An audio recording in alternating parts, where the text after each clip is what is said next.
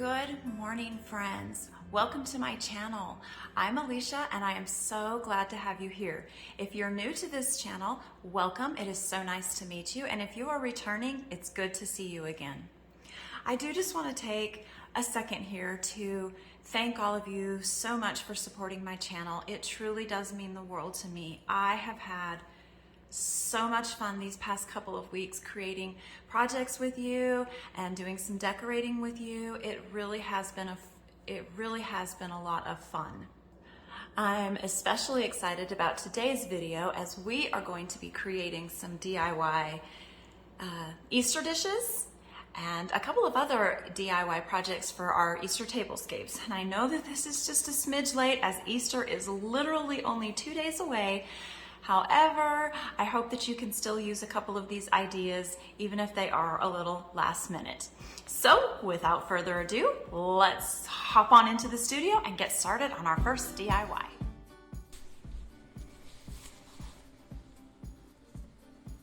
Okay, y'all, so for our very first project, we are going to start by cutting out some of these cute little bunny prints that I just printed from Google Images, and I printed them with my regular home printer on just regular copy paper, nothing special.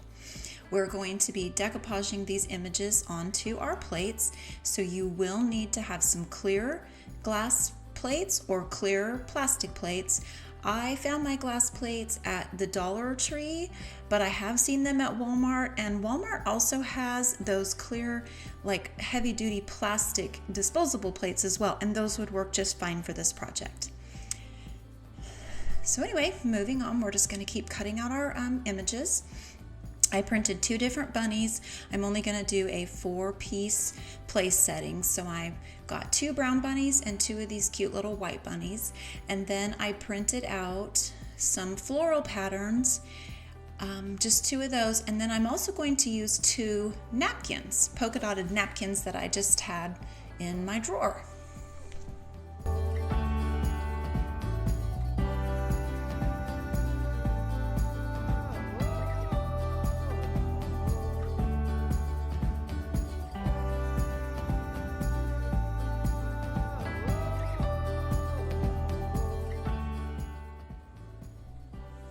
Okay, so if you are going to use napkins, you will need to separate the 2 plies from one another. Otherwise, it won't decoupage to the back of the plate very well. It'll be too thick. And tissue paper would work really well here too, or any patterned napkin or tissue paper that you could find. So we're just gonna, again, trace the plate around our plate onto our napkin, and then we will cut that out also.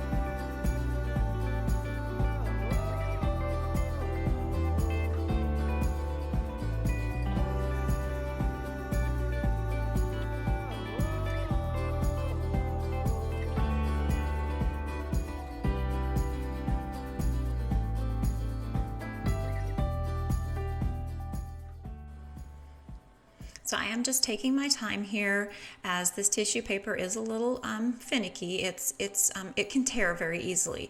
So I'm just gonna be patient and take my time as I cut around our traced circle.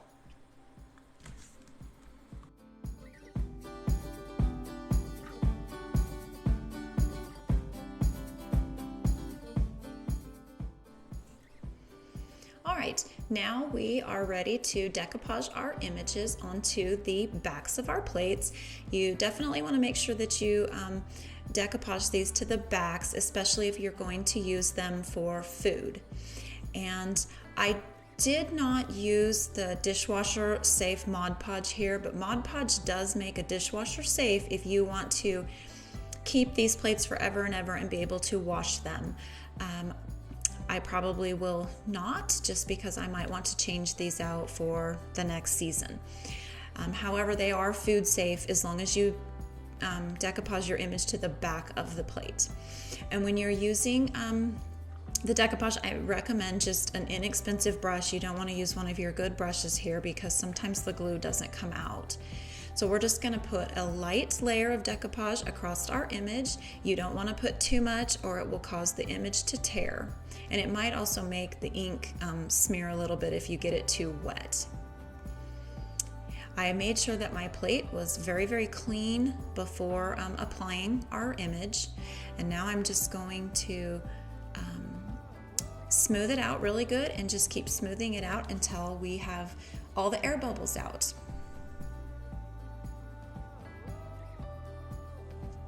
You do want to work somewhat quickly because decoupage does dry relatively fast, but you don't have to like rush through it, and you do want to be careful not to rip your image.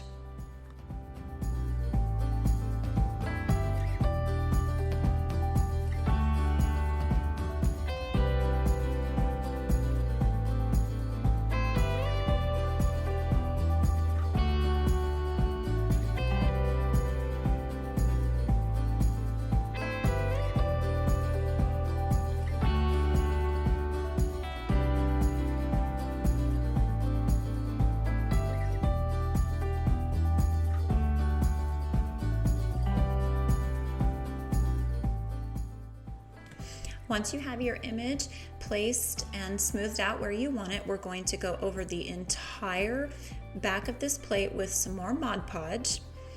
And I highly recommend going in the same direction. You don't want to go like back and forth, or swishy across. You just want to go in the same direction in kind of even coats, even strokes. I specifically like the brush that I'm using here. It's just a cheap, inexpensive chip brush, but I kind of liked how it left the brush strokes in the finish when this decoupage was completely dry. It gave the plate kind of that, what's the word I'm looking for? That frosty look. It does dry clear, but you can see it just a little tiny bit, especially if you put it, against our other plates that are going to have patterns on it. But I thought it was kind of pretty, so I liked how it turned out. But anyway, just keep covering this entire plate until you have the whole image covered and the whole plate covered. And you want to do this, especially be careful, be mindful around the edges to make sure that all the edges of our image are securely decoupaged down in place.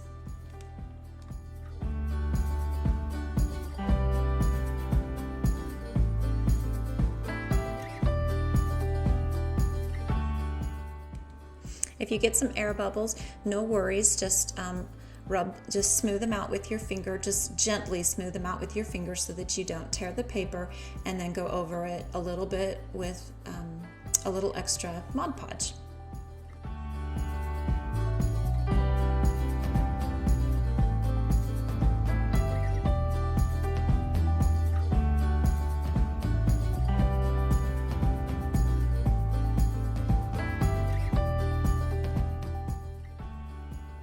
Alright guys, so we're just going to continue this process on all of our plates. Oh, and I did want to mention that I am putting the bunnies on my small salad plates, and then the floral and polka dot pattern that I chose will go on the dinner plates.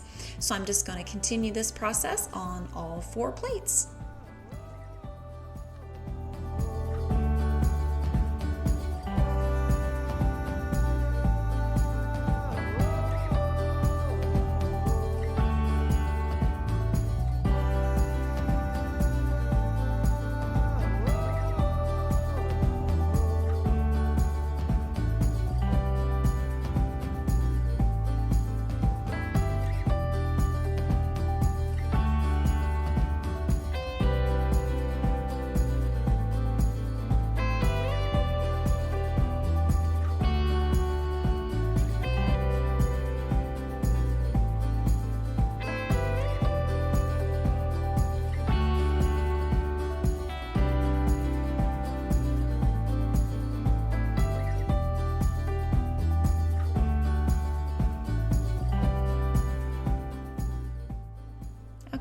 now I'm going to work on our dinner plate, and I'm going to use the polka dotted napkin on 2 of my plates and then the floral print on the other 2.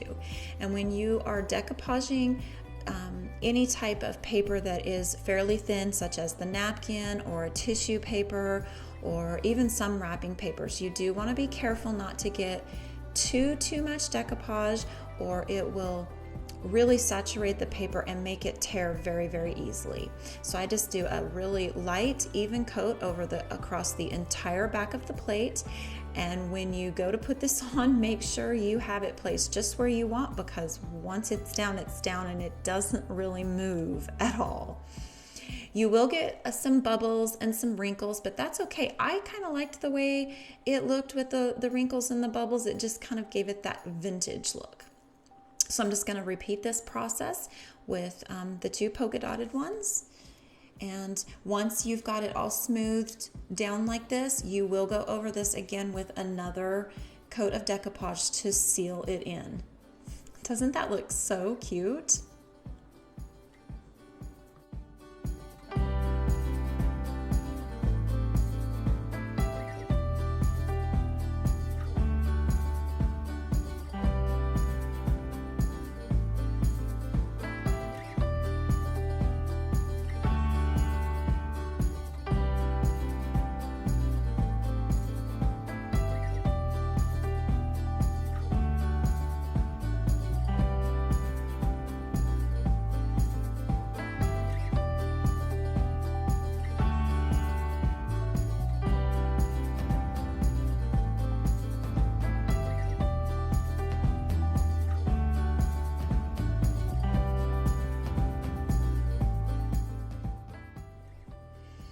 When I'm sealing this in, I am using just very gentle, light strokes, and I'm using very small amounts of decoupage, because as I said, if you use too much, it will cause your napkin or tissue paper or whatever paper that your image is on to tear. You just have to be real careful with it.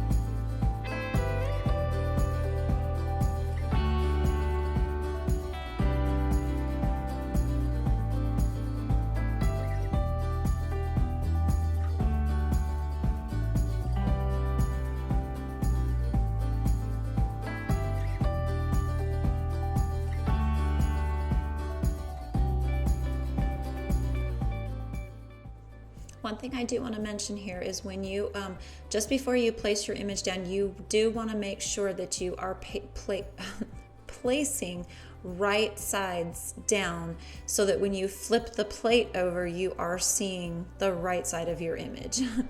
I have made that mistake where I did it backwards, so I just want to remind you guys to make sure you put the right side down before you decoupage it on. Or make sure you have the right side down. I hope that made sense. I felt like I was rambling there, but I think you get the picture.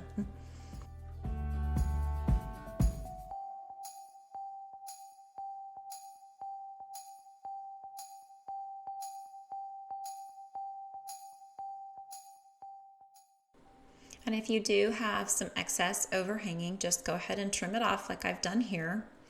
And you can see up there in that corner where I got a little carried away and my tissue paper did tear, but it's okay. I decided to go with it because it just, again, added to that vintage worn look.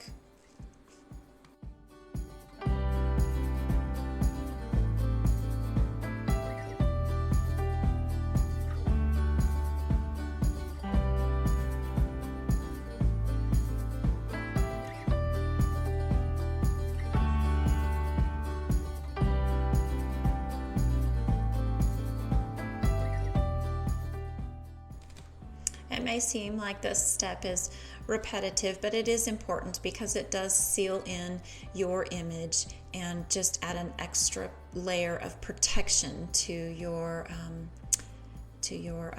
plate, to the finished product, I guess is what I'm trying to say. Wow. I think my mind is tired. The words just don't seem to come like they used to.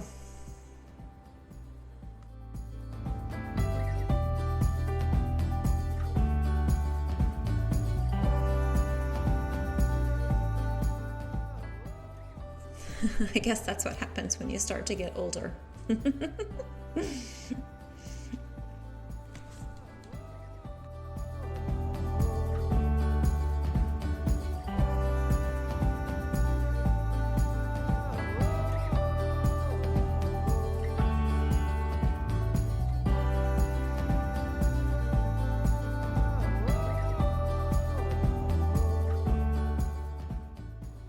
So with this particular image, because I actually used my printer and could only print it on an 8.5 by 11 sheet of paper, it didn't cover my whole plate. So I'm going to go ahead and just decoupage this on similar to the way we did the rabbits. And I'm going to be very careful to make sure that I get this image right in the middle of my plate, because you'll see what we're going to do next to hide the edges that don't get covered from the floral print pattern. Oh my goodness.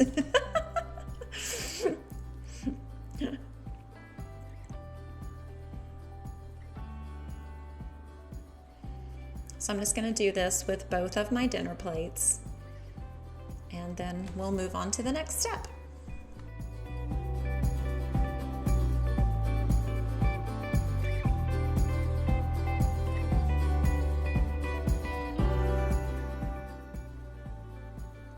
Okay, so we're not going to do both plates. We're going to do one at a time here.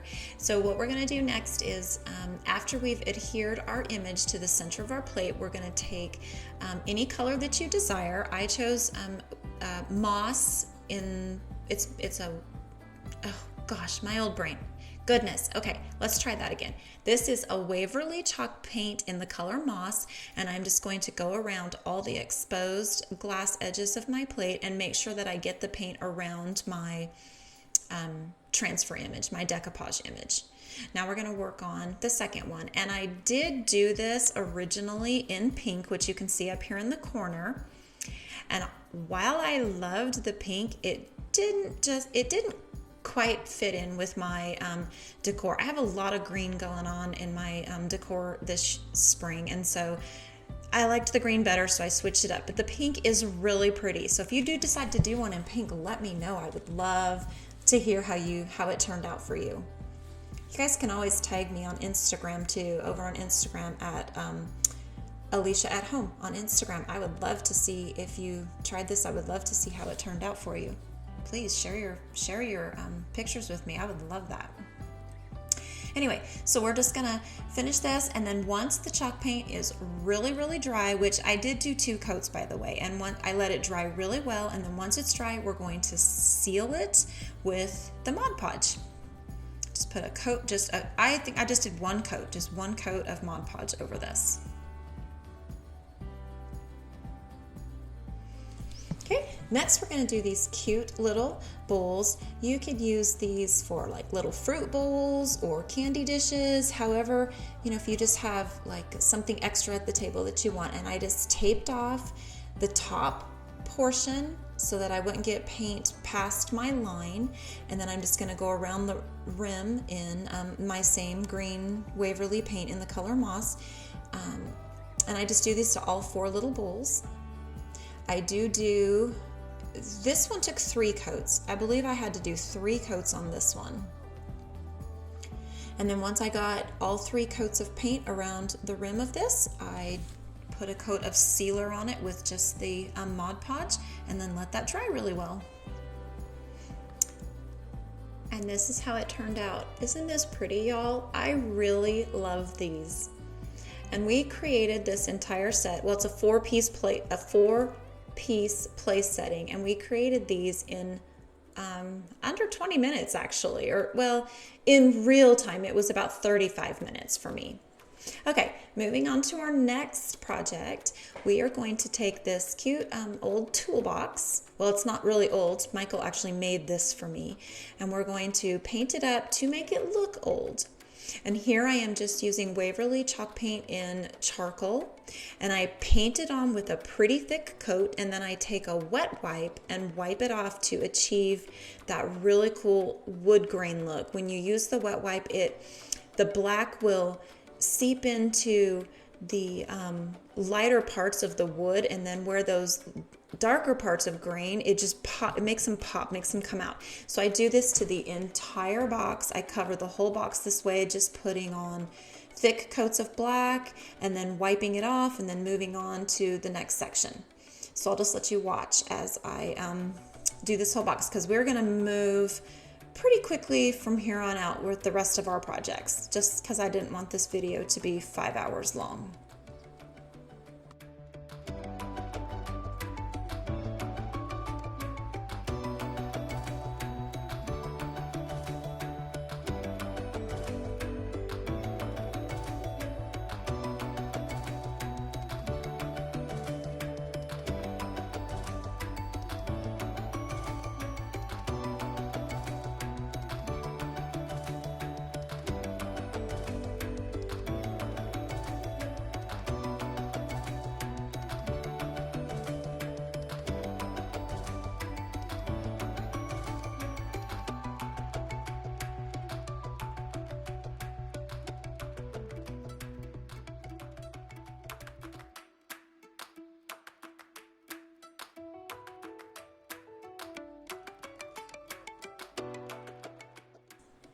Okay, y'all, after we get our entire box painted black, oh, don't you just love how that green pops like that? Anyway, as I was saying, we're gonna go, after we get it all black, all the black coat on, we're gonna go over this in white, also Waverly white chalk paint, with a very stiff bristled brush, and we're gonna use the dry brush technique. And when I say dry brush, I really mean dry brush. I used a very dry brush to do this, and I'm going to just very messily kind of slap this white paint on here, there, and everywhere until I get the box fully covered. Well, not fully covered, because we want it to have that just very rustic, antique look. So I'm just going to keep doing this until I have white pretty much in all the areas where I want white showing.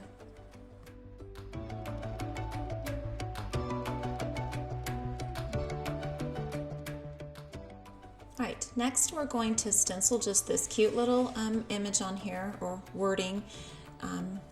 That I did cut this stencil out with my silhouette cutter, and I will do a full tutorial here coming up soon on how to use the silhouette, making stencils and whatnot. But for now, we're just going to go through this really quickly. So I get this on, and then I'm going to take a stippling brush, and I'm going to very gently stipple on some black paint over my stencil. And you really do want to do this part gently so that you don't get bleed through your stencil. You want to kind of have, we are making this very rustic looking, but you don't want your lines to be, you want your lines to be fairly sharp and crisp. So I recommend using a very just gentle stippling motion here. Then we will peel back. I did let this dry for only about 10 minutes because in my experience, if you let it dry too long, the vinyl does not want to peel up from the wood. So I let it dry for about 10 minutes before peeling up all of our vinyl. And then I just go through and get all the little tidbits.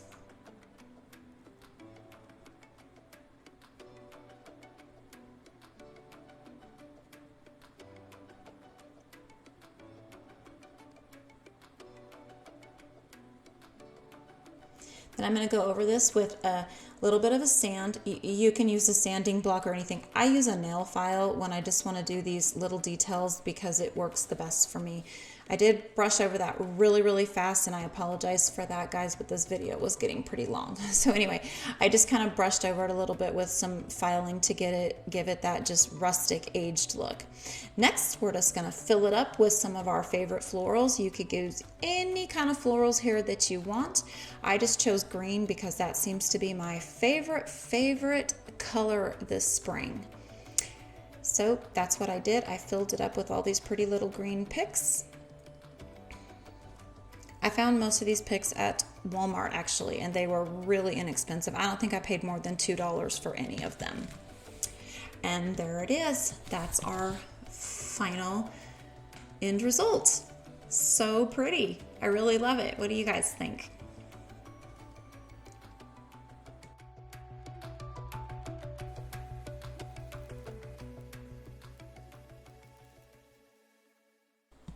Okay, next we're going to make some cute little coasters.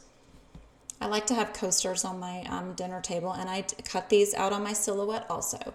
And these little wood rounds I cut out, well, Michael cut them out for me, just out of some scrap plywood that we had. But you can buy these wood rounds at most craft places. Hobby Lobby has them, Michael's has them, Joann's has them. I've seen them in lots of different places. I've even seen them at Walmart. Anyway, I'm just going to give them a quick stain. This is just black acrylic paint that I watered down, like half water, half paint. Just watered it down really well, and then I'm just brushing it on with just like an old t-shirt thing until they're all fully covered. And then I'm going to apply my little decals to each one of these after the stain has dried. Then we're going to go over it again with some white paint, covering just the front and the edges. I didn't do the backs. We're just going to cover the front and the edges, and I did do 2 coats of white paint here.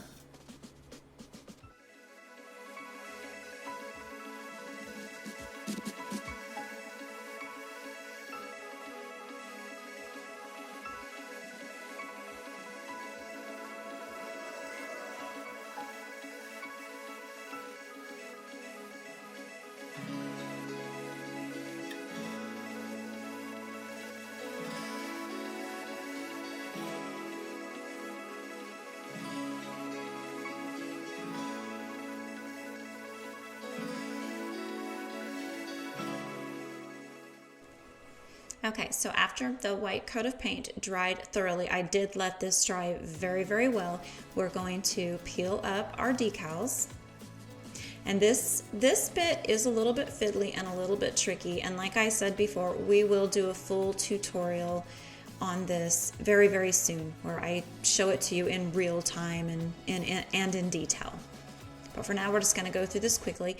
And after I peel up all the decals to expose that stained wood underneath, I'm just going to go around the edges of each of these and kind of give them a quick sanding just to give them that, you know, extra rustic look.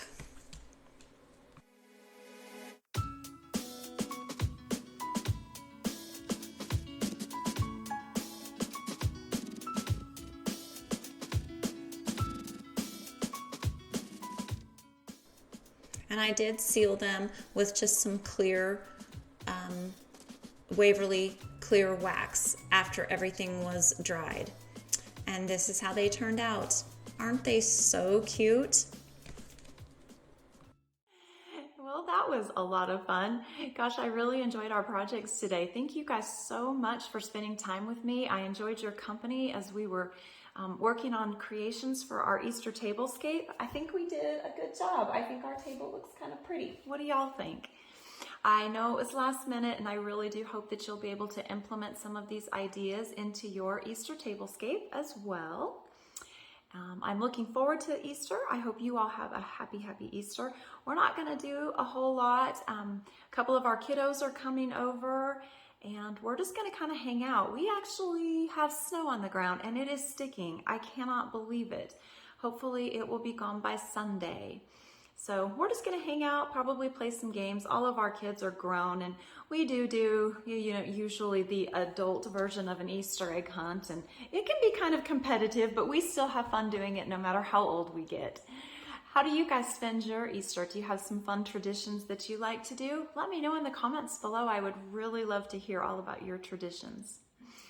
So anyway, thanks again guys for hanging out with me. It was so much fun. I look forward to seeing you again next week. We are going to work on some Mother's Day gift ideas next week, and I'm pretty excited about those too. I have some fun ideas planned for us. So I hope I will see you all again next week, and have a great, happy Easter. Be safe and know I love you. Bye.